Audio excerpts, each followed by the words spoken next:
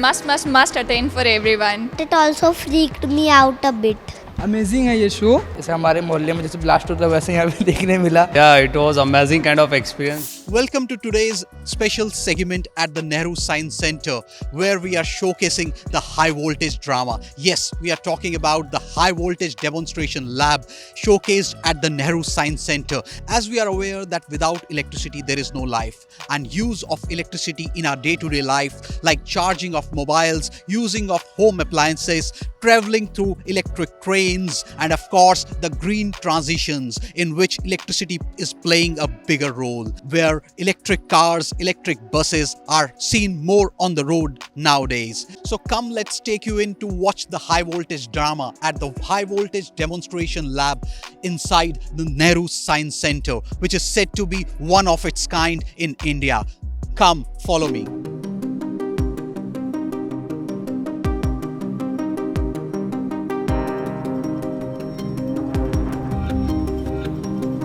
Come on, let's take you in to watch the high voltage demonstration inside the Nehru Science Center. जैसा कि हम जानते हैं कि इलेक्ट्रिसिटी की जहां बात आ रही है, यहाँ पे इलेक्ट्रिसिटी स्पार्किंग दिखाई जा रही है, और ऐसे में रोज़मर्रा की ज़िंदगी में इलेक्ट्रिसिटी हमारे लिए बहुत इंपॉर्टेंट है। तो इस डेमोन्स्ट्रेशन के ज़रिए से ये भी बताया जा रहा है कि एयर जो है वो इंसुलेटर और साथ साथ एक कंडक्टर का भी काम करता है। तो उसके बारे में क्या कहना चाहेंगे संक्षिप्त में? एक्चुअली नॉर्मल लाइफ में एयर जो होती है ये इंसुलेटर होती है, जैसा हमें पता है, और ये एयर जो होती है एक पर्टिकुलर टाइम के बाद उसका जो ब्रेक डाउन वोल्टेज होता है जब वो क्रॉस हो जाता है तो उसके बाद में एयर कंडक्ट करना शुरू करती है। फॉर एग्जांपल अगर मैं आपको बताऊं कि अगर आप एक वायर ले लें और उस वायर को प्लग में डाल के स्विच ऑन कर दें, और अगर आप 1 मीटर की दूरी पे खड़े हो जाए तो आप कितना भी कोशिश कीजिए आपको करंट या शॉक नहीं लगेगा। पर उसी वायर को अगर आप जाके छू लेंगे तो आपको करंट लगेगा, क्योंकि ये कंडक्टर हो जाएगा, उसमें आपका पाथ कंप्लीट हो जाएगा आपकी बॉडी के द्वारा। लेकिन नॉर्मल कंडीशन में ये जो सिचुएशन होती है एयर की, ये उसकी वोल्टेज ब्रेक डाउन होने के बाद खत्म हो जाती है और एयर जो है ये कंडक्ट करना शुरू कर देती है। और ये जो होता है लगभग 20 किलो वोल्ट्स पर इंच के ऊपर होता है। सो 20 किलो वोल्ट अगर हम किसी सप्लाई के द्वारा एयर में प्रोवाइड कराते हैं तो एयर जो है ये कंडक्टर बन जाती है और एयर के अंदर से हमें स्पार्क जाते हुए दिखते हैं।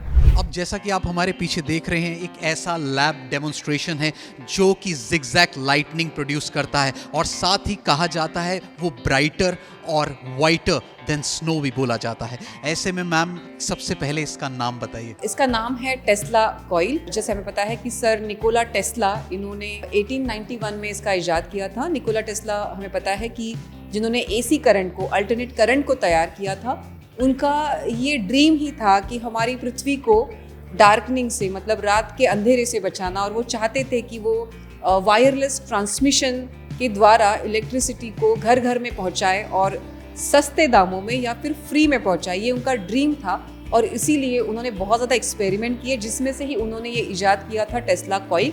ये एक प्रकार का स्टेप अप ट्रांसफार्मर है। ये भी हमारे वोल्टेज को बढ़ाता है और लगभग हम इस एक्सपेरिमेंट में, आप बिलीव नहीं करेंगे, 5 लाख वोल्ट तक प्रोवाइड कराते हैं। तो मैम किस तरीके से इसकी जिगजैग लाइंस कहाँ से निकलती हैं, थोड़ा सा अगर बताना चाहिए। जो गोल गुंबद सा देख रहे हैं, किस तरीके से वर्क करता है? जी, आप देख सकते हैं ये जो सर्कुलर पैटर्न देख रहे हैं, यहाँ से जो स्पार्कलिंग है ये हर दिशा में जाती हुई आपको दिखाई देती है। उसके अलावा आप पीछे की तरफ थोड़ा सा अगर आप स्टेप करें, अब जैसे हमने पीछे की तरफ थोड़ा सा स्टेप किया तो ये पीछे केज आ गया, तो ये केज का किस तरीके से कनेक्शन है ये टेस्ला कॉइल के साथ? टेस्ला कॉइल का जो एक्सपेरिमेंट है, इसमें जो स्पार्कनिंग तैयार होते हैं 5 लाख वोल्ट के, उन स्पार्कनिंग को हम इस केज में कनेक्ट करके दिखाते हैं। ये जो केज है इसका नाम है फैराडेज केज। मैम इसमें मैं सबसे पहले पूछना चाहूँगा कि ऑफ कोर्स जहाँ केज की बात आती है तो साइकोलॉजिकली इम्पैक्ट पड़ता है कि कुछ बहुत ही ज़्यादा खतरनाक होगा।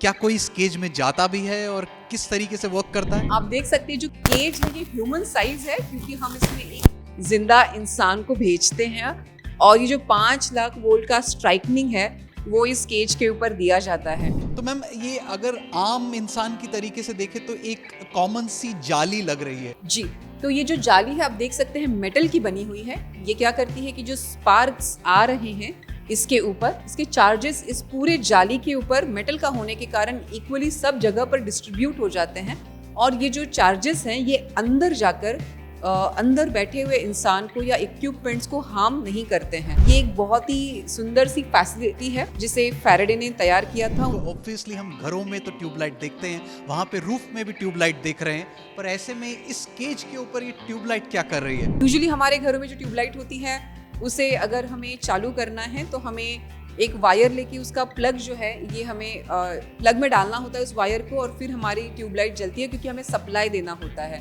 यहाँ पर ये जो ट्यूबलाइट है आप देख सकते हैं यहाँ पर कोई भी सप्लाई नहीं है, तो हम सिर्फ इस स्पार्कनिंग के द्वारा जो वायरलेस ट्रांसमिशन होगा चार्जेस का, इसके द्वारा ये ट्यूबलाइट को हम जलाकर दिखाते हैं। कहने का मतलब जो टेस्ला कॉइल के थ्रू आती है। जी, टेस्ला कॉइल के थ्रू जो स्पार्कनिंग आएगी वो स्ट्राइकनिंग होगी इस ट्यूबलाइट के ऊपर, और वहाँ से जो कनेक्शन है जिसके द्वारा ये ट्यूबलाइट हमें जलती हुई दिखाई देती है। मैम इसके बारे में ऑफ कोर्स बच्चे नेहरू साइंस सेंटर में आते हैं, बड़े भी आते हैं क्योंकि सबको यहाँ से बहुत कुछ सीखने को मिलता है। ऐसे में जो मेरा सवाल है, इस केज और टेस्ला कॉइल को लेकर कितना प्रिकॉशन लेने की ज़रूरत होती है? ये बहुत ही हाई वोल्टेज के ऊपर होता है। जैसे मैंने आपको बताया ये जो एक्सपेरिमेंट है 5 लाख वोल्ट के ऊपर होता है, पर ये जो पूरा सिस्टम है ये हमने डबल ग्राउंडिंग किया हुआ है, इसको अर्थिंग है प्रॉपर दी हुई, जिसके कारण वैसे तो हमें कोई इश्यू नहीं होता है।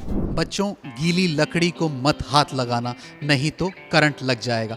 ऐसे में जो है हम लिक्टनबर्ग फिगर्स को जब देखते हैं, जहाँ पर गीली लकड़ी को जब रखा गया है उसके थ्रू करंट को पास किया गया है, वहाँ पे एक फिगर्स बनती हैं, स्पार्किंग फिगर्स जिन्हें कहा जाता है। तो शीतल मैम क्या कहना चाहेंगी ये लिक्टनबर्ग के बारे में, कितना वोल्टेज ऑफ करंट है इसमें? लिक्टनबर्ग फिगर्स ये जो नाम है, जर्मन फिजिसिस्ट हैं जॉर्ज क्रिस्टोफर लिटनबर्ग, इन्होंने इसकी फर्स्ट टाइम डिस्कवरी की थी और इसी से ये नाम आया है लिटनबर्ग फिगर। इस एक्सपेरिमेंट को आप देख सकते हैं, यहाँ पर एक लकड़ी का टुकड़ा रखा है, प्लाईवुड है, और नॉर्मल कंडीशन में जो लकड़ी होती है वो इंसुलेटर होती है, वो करंट को फ्लो करके नहीं ले जा सकती है। बट जब उसके ऊपर पानी लग जाता है या फिर वो गीली हो जाती है तो ऑब्वियसली वो एक कंडक्टर का काम करती है। तो यहाँ पर इस लकड़ी को आप देख सकते हैं, इस पे एक सॉल्ट वाटर रखा है और हमें पता है कि सॉल्ट अगेन एक कंडक्टर होता है, तो इसके अंदर से हम इलेक्ट्रिसिटी को फ्लो होते हुए देख सकते हैं। यहाँ पर इस एक्सपेरिमेंट में हमने इस लकड़ी के ऊपर लगभग 15,000 वोल्ट प्रोवाइड किया है। जब हम इसे प्रेस करते हैं तो आप देखेंगे इसके ऊपर स्पार्कनिंग होते हुए आपको दिखेगी, और जो स्पार्क है एक पर्टिकुलर पैटर्न में जाते हुए दिखते हैं। आप देखेंगे कि ये स्ट्रेट लाइन नहीं है, ये अपने लीस्ट पाथ को फॉलो करते हुए जाते हैं। लिटनबर्ग ने इसे पहली बार खोजा था, डिस्कवर किया था। घरों में बिजली 220 या 240 वोल्ट की देखी जाती है। ऐसे में मैम 2 लाख वोल्ट की बिजली से जुड़ा ये जो एक्सपेरिमेंट है, demo experiment Nehru science centre की लेबोरेटरी में, तो उसके बारे में क्या कहना चाहेंगे, किस तरीके से वर्क करता है और क्या इसका नाम है? ये सिलेंडर बेसिकली ट्रांसफार्मर है, ये एक प्रकार का स्टेप अप ट्रांसफार्मर है। ट्रांसफार्मर का काम होता है वोल्टेज को चेंज करना। जैसे हमें पता है कि घरों में बिजली आती है 240 वोल्ट की, लेकिन यहाँ पर इस एक्सपेरिमेंट को अगर हमें करना है तो 2 लाख वोल्ट में तैयार करना है, तो इसलिए हम ये स्टेप अप ट्रांसफार्मर यूज करते हैं। इस ट्रांसफार्मर की खासियत ऐसी है कि ये 2 लाख तक वोल्टेज तैयार करता है। वैसे ही हम हमारे घरों में स्टेप डाउन ट्रांसफार्मर यूज करते हैं। मैं बीच में आपसे ये पूछना चाहूँगा कि इस महान गैजेट को, जो कि एक्सपेरिमेंटल गैजेट है, इसको कहते क्या है? जैसा आप देख सकते हैं जो ट्रांसफार्मर है, इनके साथ हमने 2 इलेक्ट्रोड्स अटैच किए हैं, तो ये इसे 2 इलेक्ट्रोड एक्सपेरिमेंट कहते हैं। आप देख सकते हैं जो स्फेरिकल इलेक्ट्रोड है, ये इस एक्सपेरिमेंट में हमने स्फेरिकल यूज़ किए हैं, लेकिन हम अलग अलग जैसे प्लेट या पॉइंट इलेक्ट्रोड्स भी यूज़ करते हैं। और आप देखेंगे कि जब इसके अंदर इतना हाई वोल्टेज प्रोवाइड किया जाता है तो एक आर्क तैयार हुआ हमें दिखता है, और जो आर्क है इतने हाई वोल्टेज के ऊपर एक बहुत बढ़िया सा ब्लूइश रंग देता है। इन रंगों को कोरोना कहते हैं। मेरा जो अगला सवाल है आपसे कि बीच में कुछ एक ग्लास की दीवार दिख रही है, तो उसका क्या रोल होता है?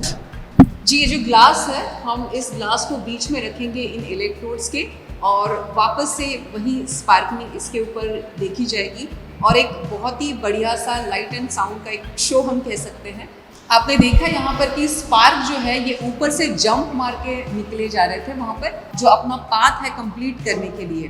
मैम कुछ मैं देख पा रहा हूँ जो कि रेलवे लाइंस के ऊपर जनरली ऐसा स्ट्रक्चर देखने को मिलता है, इलेक्ट्रिफिकेशन किया होता है रादर आई वुड से। तो ऐसे में जहाँ ग्रीन ट्रांजिशन का ज़माना है और बहुत ज़्यादा सपोर्ट किया जा रहा है ग्रीन ट्रांजिशंस को, और ऐसे में इंडियन रेलवेज़ भी काफ़ी मजबूती से ये कोशिश कर रहा है कि पूरे भारत में इलेक्ट्रिसिटी से ही रेल चले। तो इसके बारे में थोड़ा सा संक्षिप्त में अगर हमें बताना चाहें आप। ये जो पिक्चर है ये आपने रेलवेज में देखा होगा, साथ ही में अनाउंसमेंट होती रहती है कि बिजली 25,000 वोल्ट से प्रवाहित है। तो हमारी जो इंडियन रेलवेज हैं 25,000 वोल्ट पे चलती रहती है और इतने हाई वोल्टेज के ऊपर कोई इंसिडेंट या कोई ऐसी घटना ना हो, इसके लिए हमें इंसुलेटर्स यूज़ करने होते हैं। तो जो बुशिंग है एक प्रकार के इंसुलेटर का काम ही करते हैं। आपकी बात से मैं ये कह सकता हूँ कि ये एक इलेक्ट्रिसिटी को लेकर ये नेहरू साइंस सेंटर में एक जादुई नगरी है जो कि अंदर ही छिपी हुई है, जिसके लिए और भी लोगों को आके देखना चाहिए। ऑफ कोर्स अब मैं जो है वो गैजेट्स की तरफ आता हूँ जिनको यूज़ करके दिखाया जा रहा है, हॉर्न गैप एपरेटस। ये मैम किस तरीके से ये डेमोन्स्ट्रेशन वर्क करता है? जी ज़रूर, आप देख सकते हैं यहाँ पर हॉर्न गैप एपैरेटस नाम लिखा है। हॉर्न गैप क्यों है, इसका रीज़न है कि ये दो सींगों की तरह बने हुए दो रॉड्स हैं, ये कंडक्टर्स हैं और इनके जो बीच का गैप है आप देखेंगे नीचे से ऊपर तक गैप जो है ये बढ़ता जा रहा है, इसलिए हॉर्न गैप एपैरेटस का नाम दिया गया है। सो जैसा आप देखते हैं यहाँ पर ये जो बटन प्रेस करते हैं तो आप देखेंगे जो स्पार्क है वो ऊपर तक जाता हुआ हमें दिखाई देता है और एक पर्टिकुलर लेवल पे जाने के बाद क्योंकि गैप दोनों के बीच का बढ़ रहा है तो इसके कारण क्या होता है कि एक लेवल पे आने के बाद जो हवा है उसका रेजिस्टेंस भी खत्म हो जाता है और वो आर्क जो है वो टूट जाता है। मैम अब जैसे हम जेकब्स लैडर के पास आ गए हैं और पहले हमने जो बात की हॉर्न गैप एपरेटस की, तो किस तरीके से डिफरेंशिएट करती हैं आप? जी, तो आप देख सकते हैं कि हॉर्न गैप एपैरेटस में जो रॉड्स थे वो काफ़ी वाइडन थे, उनके बीच का गैप काफ़ी बड़ा था और साथ ही में उनकी हाइट कम थी। Where in case of Jacob's ladder आप देखेंगे कि दोनों रॉड्स के बीच का अंतर हमने काफ़ी कम कर दिया है और उनकी हाइट जो है काफ़ी बढ़ा दी है, लगभग डबल कर दी है, जिसके कारण हम देखते हैं कि जो स्पार्क है काफ़ी स्टडी दिखाई देता है। मैम जैसे कि कहा जाता है कि हर आविष्कार के पीछे एक कहानी छिपी होती है, तो ऐसे में जेकब्स लैडर को लेकर भी एक कहानी है, उसके बारे में अगर कुछ बताना चाहें आप प्लीज़। जेकब्स लैडर ये नाम बहुत ही सोच के रखा गया है इस एग्जिबिट का, क्योंकि जेकब्स लैडर नाम की 1990s में एक मूवी आई थी, वो एक साइकोलॉजिकल हॉरर मूवी थी जिसमें Jacob was a lead character और अंत में दिखाया है कि जेकब एक सीढ़ी चढ़ते हुए स्वर्ग में पहुंच गए थे। मैम एक बात तो कहना चाहूँगा, ऑफ कोर्स वो स्वर्ग की अलग बात है और इलेक्ट्रिसिटी से जो हमारे घरों में स्वर्ग मिलता है, जगमगाहट होती है, तो वो भी एक अलग बात है, इसलिए इसकी अहमियत बढ़ जाती है। जी जी।